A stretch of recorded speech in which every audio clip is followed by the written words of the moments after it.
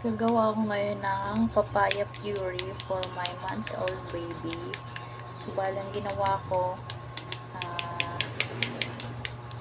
nagmash ako ng papaya, tapos lalagyan ko ng tubig, tapos lalagyan ko ng gatas.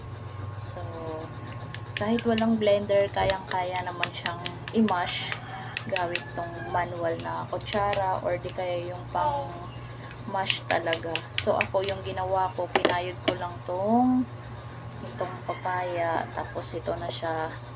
Depende sa inyo kung anong mas madali. Tapos, pagka mash na, lalagyan na natin ng konting gatas. Depende kung anong gusto nyo, formula o di kaya breast milk. Yan, ako ganyan. Pero nagpapa-breast milk po ako. Tapos lalagyan natin ng onting tubig. Depende po sa dami para hindi po maging malapot. Tapos yun, i-mix lang po natin. Tapos yun na po. Ready na po yung papaya puree natin para kay baby. So yun lang. Ganun lang kadali.